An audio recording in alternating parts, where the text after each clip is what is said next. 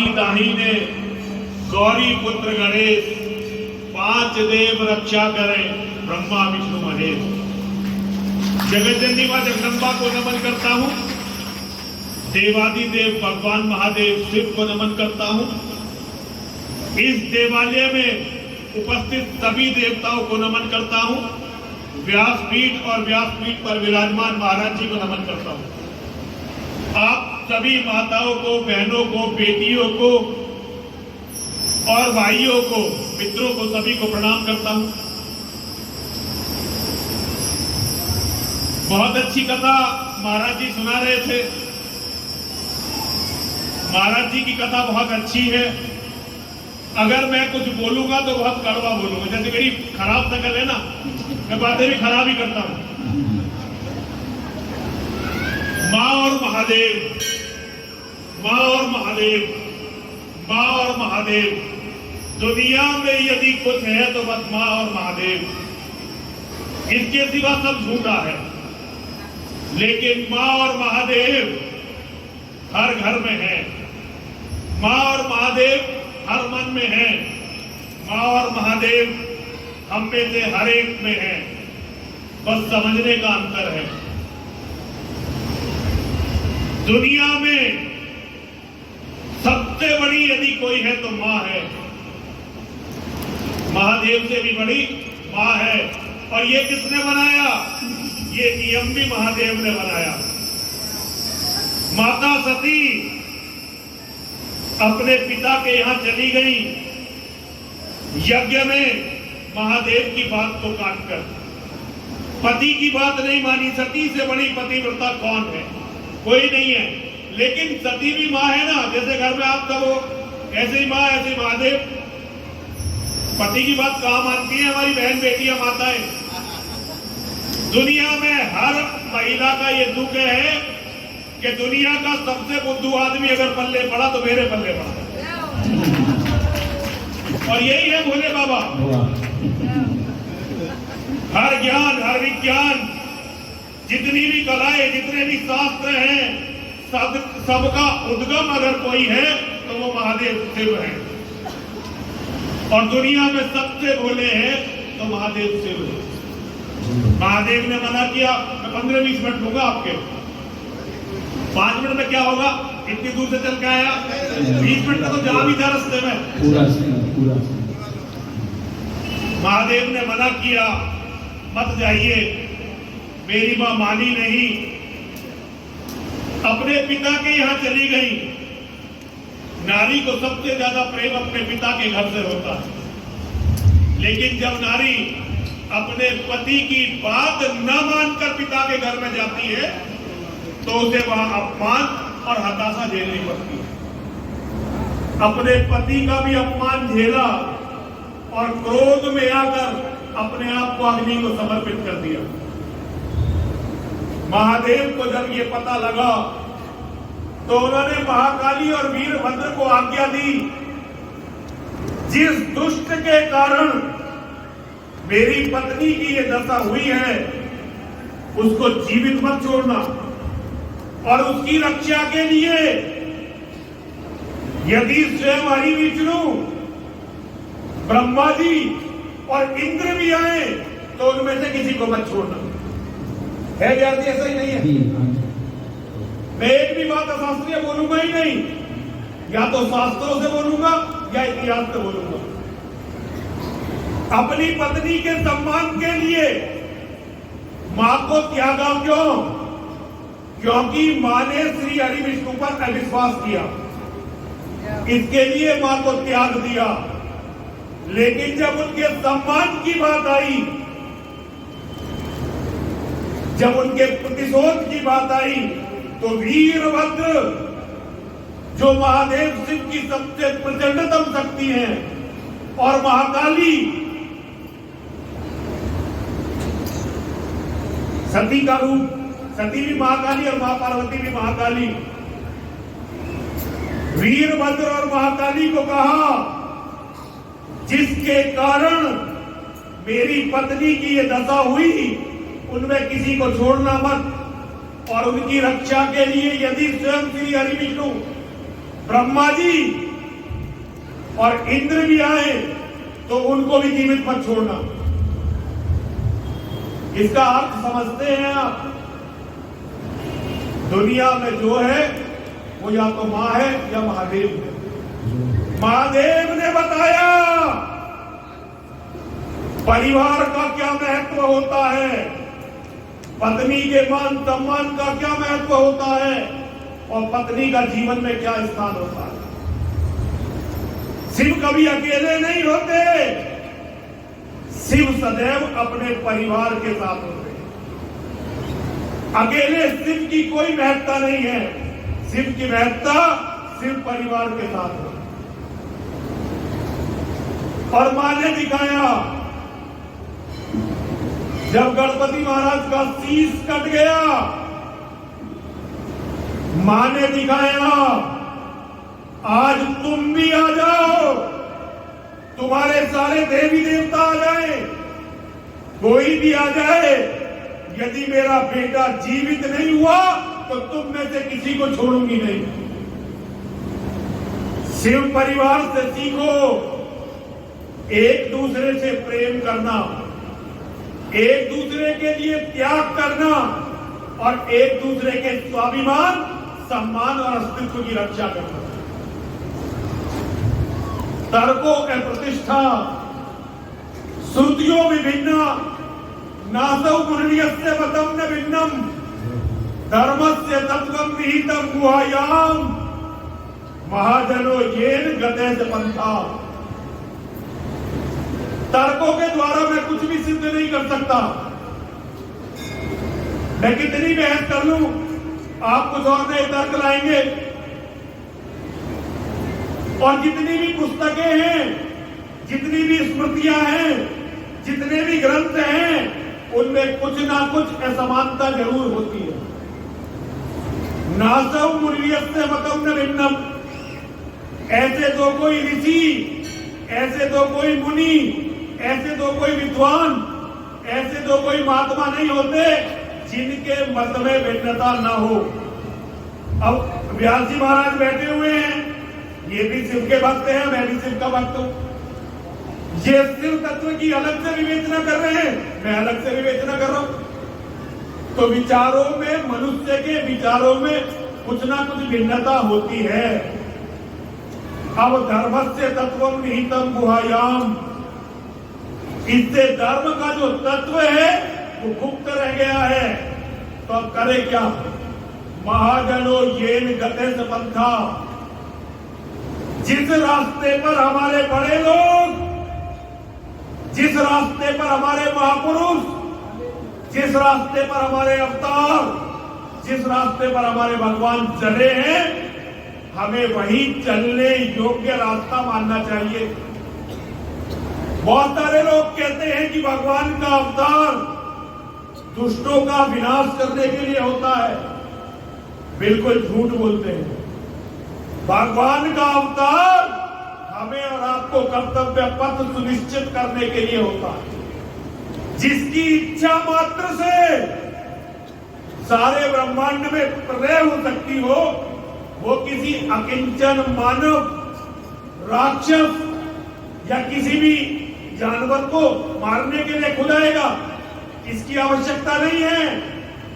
लेकिन आपको और मुझे, मेरा और आपका कर्तव्य का पथ दिखलाना है, इसलिए वो बार बार आते हैं, ताकि हम और आप समझ सकें कि क्या हमारा करने का कर्तव्य है और क्या हमारा करने का कर्तव्य नहीं है।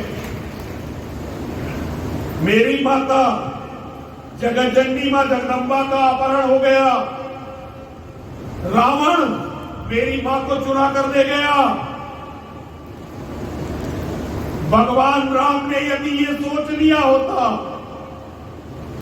कि भाई 14 साल तो पूरे होने वाले हैं, मैं अब सीता जी इतनी जवान भी नहीं रही, बहुत दिन हमने काट लिए, मैं यहां रहकर क्या करूंगा और क्या सीता जी के लिए मुझे रावण से लड़ना। मैं अयोध्या जी जाता हूं, अयोध्या जी में मेरा भाई, मेरा अनुज भरत मेरा इंतजार कर रहा है। मैं वहां जाऊंगा, राज करूंगा और नई पत्नियां मुझे मिल जाएंगी। भाई सोच सकते थे, नहीं सोच सकते थे। लेकिन अगर उन्होंने ये सोच लिया होता तो हम में से एक भी उन्हें भगवान नहीं मानता। हमने भगवान राम को भगवान कब माना? जब उन्होंने अपनी पत्नी, अपनी अर्धांगिनी के मान और सम्मान के लिए लंका जैसे साम्राज्य का समूल नाश कर दिया। 1 लाख पूत, 1.25 लाख नाती, रावण के घर दिया न बाती। बार बार कहते रहे रावण से, मेरी अर्धांगिनी को से सम्मान मुझे वापस ला कर दो, मुझसे क्षमा मांग लो, मैं तुम्हें जीवित छोड़कर अयोध्या नहीं चला जाऊंगा। उसी भगवान राम के प्रिय अनुज लक्ष्मण को शक्ति लगी और लक्ष्मण जब गिर गए धरा पर तो भगवान राम ने विलाप करते हुए कहा कि अरे लक्ष्मण, मुझे ये पता होता कि तेरा ये हाल हो जाएगा तो मैं सीता जी को छोड़कर चला जाता। अरे लक्ष्मण, मुझे ये पता होता तेरा ये हाल हो जाएगा तो मैं अपने पिता की बात ही नहीं मानता, मैं वन में आता ही नहीं। ऐसा नहीं है कि पिता की बात नहीं माननी थी, लेकिन आपको और मुझे ये बताना था कि जीवन में भाई का महत्व क्या होता है। भगवान राम का तो जन्म इसलिए हुआ कि दुनिया को बता सके पिता कैसा होना चाहिए, पति कैसा होना चाहिए, पुत्र कैसा होना चाहिए, राजा कैसा होना चाहिए, शिष्य कैसा होना चाहिए। योगेश्वर श्री कृष्ण ने अवतार लिया। सबसे पहले युद्ध किसके विरुद्ध लड़ा? कंस के विरुद्ध लड़ा। अपने 7 भाइयों का बदला लिया, अपनी बहन का बदला लिया, अपने माता पिता के अपमान का बदला लिया। मेरे बाबा परशुराम, लोग कहते हैं उन्होंने क्षत्रियों से लड़ाई लड़ी, कभी क्षत्रियों से लड़ाई नहीं लड़ी। केवल एक वंश के राजा ने अपने अहंकार, अपने क्रोध, अपने पागलपन के वशीभूत होकर उनके पिता का अपमान किया, अपने पिता के अपमान का प्रतिशोध लिया और उस दुष्ट राजा की गर्दन काट दी। उस राजा के पुत्रों ने इकट्ठे होकर उनके पिता की हत्या कर दी, अपने पिता की हत्या का प्रतिशोध लिया और उसके पूरे वंश को समाप्त कर दिया। बार बार दुष्ट इकट्ठे होकर आते रहे, जब तक दुष्ट लड़ने आते रहे मेरे बाबा परशुराम जी ने अपने शस्त्र नहीं छोड़े। जब दुष्टों ने लड़ना बंद किया तब उन्होंने अपने फरसे को फेंक दिया कुंड में, लोहित कुंड में। इसका अर्थ समझिए, भगवान परशुराम ने आपको और मुझे समझाया कि यदि हम अपने परिवार की रक्षा नहीं कर सकते, यदि हम अपने पिता के मान सम्मान और अपने परिवार का संरक्षण नहीं कर सकते तो हमारी सारी तपस्याएं, हमारा सारा ज्ञान, हमारा सारा विज्ञान, ये सब व्यर्थ है। आचार्य चाणक्य वन में गमन कर रहे थे, पैर में सूल गड़ गया। उस वन में उन सूलों की जड़ों में मट्टा डाल डालकर उनका विनाश कर दिया। ये सनातन धर्म है, ये मेरा और आपका धर्म है। ये पूरी कचौरी खाने वालों का धर्म नहीं है, ये अहिंसा समझाने वालों का धर्म नहीं है, ये इनका धर्म नहीं है कि एक गाल पर कोई थप्पड़ मारे दूसरा गाल आगे कर दो, ये उनका धर्म नहीं है भाई। ये महादेव शिव का धर्म है, ये महाकाली का धर्म है। एक बार आप सभी ने दुर्गा सप्तशती पढ़ी होगी, नवरात्रि अक्टूबर में आएंगे, सारी बहनें, सारी बेटियां दुर्गा सप्तशती का पाठ करती हैं।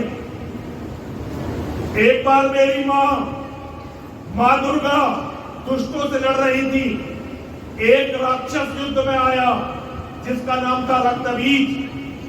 मेरी मां दुर्गा ने उस राक्षस से लड़ना आरंभ किया, लेकिन वो जहां भी उसे तलवार मारती, खून की बूंद जमीन में गिरती, एक नया रक्तबीज पैदा हो जाता। थोड़ी देर में पूरा मैदान रक्तबीजों से भर गया। ऐसा लगा कि पूरी धरती पर ये रक्तबीज ही हो जाएंगे। तब मेरी मां अष्टभुजी भवानी ने महाकाली का आह्वान किया और महाकाली से क्या कहा? महाकाली से कहा, अरे महाकाली, ये देखो राक्षस किस तरह से पूरी पृथ्वी पर भर गए हैं। अगर ये इसी तरह बढ़ते रहे तो ये तुम्हारी संतानों को जीवित नहीं छोड़ेंगे।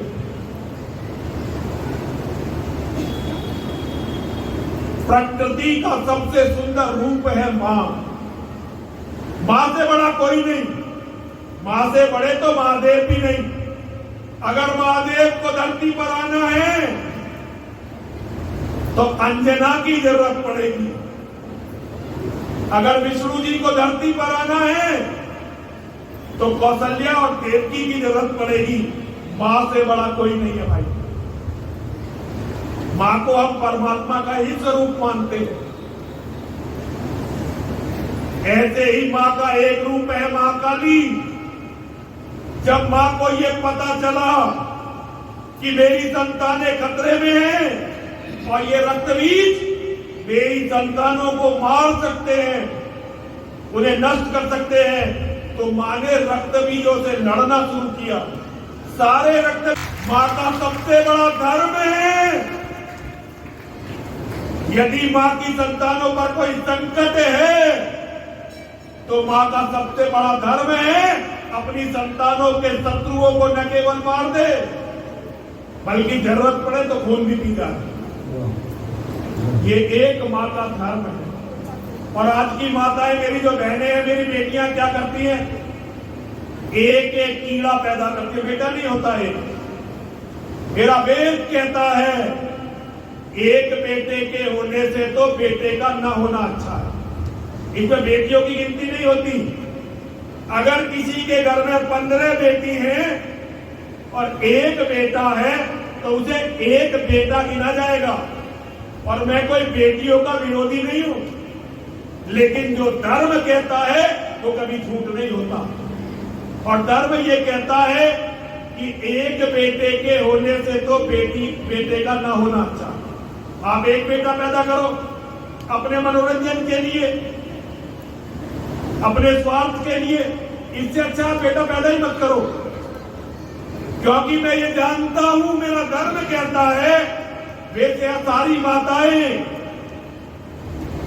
नागिन के समान है जो एक बेटा पैदा करती है। जैसे नागिन अपने बच्चों को खा जाती है, खुद पैदा करती है, खुद खा जाती है, वैसे ही एक बेटे की मां और एक बेटे का पिता अपने बच्चों के, अपने कुल के विनाश का जिम्मेदार होगा। और मुझे ये अच्छी तरह से पता है कि आप ज्यादातर के एक ही बेटा होगा। ये मैं अच्छी तरह से जानता हूं, क्योंकि धर्म नहीं समझा आपने। आपने कथाओं में, धर्म सम्मेलनों में केवल मनोरंजन ढूंढा, धर्म के तत्व को आपने समझा ही नहीं। दुनिया में किसी भी मनुष्य का सबसे बड़ा कर्तव्य है अपने वंश की, अपने परिवार की रक्षा करना। ये मेरे महादेव ने किया, ये मेरी मां ने किया, यही भगवान राम ने किया, यही भगवान कृष्ण ने किया और यही मेरे बाबा परशुराम जी ने किया। महाराज जी कुछ गलत तो नहीं बोल रहा? एक भी बात मैंने अगर झूठी बोली हो और अगर बहू ना माने तो बेटों को समझाओ, और बेटे बहू दोनों ना माने अपने घर से धक्के देकर निकाल दो।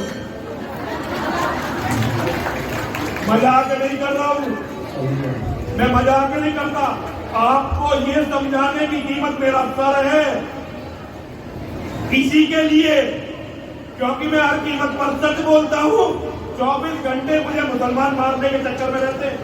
अगर यूपी में योगी आदित्यनाथ जी मुख्यमंत्री नहीं होते तो अब तक मुसलमान मुझे 20 बार। ये तो मां और महादेव की कृपा है, और योगी जी हमारे मुख्यमंत्री हैं, उन्होंने व्यवस्था कर रखी है, हम जीवित हैं। और मां और महादेव जिस दिन जाएंगे उस दिन चले भी जाएंगे, कोई दिक्कत नहीं है। लेकिन आपसे निवेदन करते हैं, अपने परिवार को बचा लीजिए, अपने घर को बचा लीजिए, अपने बेटों को बचा लीजिए। ये सारे नेता इन पागल कुत्तों, पागल भेड़ियों के हाथों आपके परिवार को मरवा देंगे। अभी मेवात में देख लो क्या हुआ है। औरतों के साथ जो हुआ ना, और कितनी औरतें गायब हैं, पुलिस ने रिपोर्ट भी दर्ज नहीं की है। वहां के लोग बताते हैं कितने हिंदू मारे गए, पुलिस कह रही है कि बस 3 मारे गए।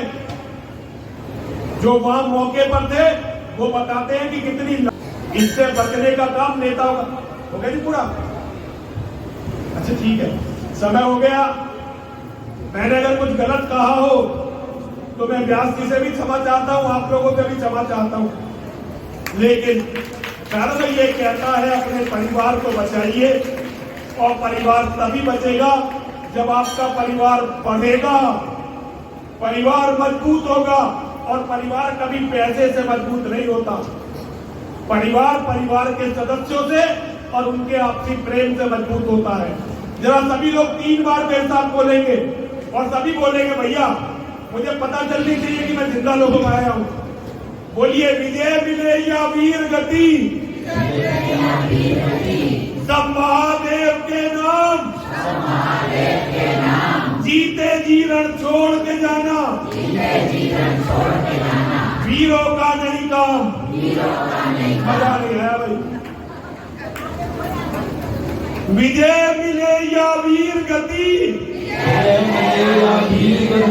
सब महादेव के नाम, सब महादेव के नाम। जीते जी रण छोड़ के जाना, जीते जी रण छोड़ के जाना, वीरों का नहीं काम, वीरों का नहीं काम। विजय मिले या वीर गति, विजय मिले या वीर गति, सब महादेव के नाम, सब महादेव के नाम। जीते जी रण छोड़ के जाना, जीते जी रण छोड़ के जाना, वीरों का नहीं काम, वीरों का नहीं काम। हरे हर महादेव, हरे हरे महादेव, हर हर महादेव। बहुत समय ले लिया, उसके लिए क्षमा प्रार्थना के साथ हर हर बहुत सुंदर, बहुत सुंदर, महाराज जी बहुत सुंदर।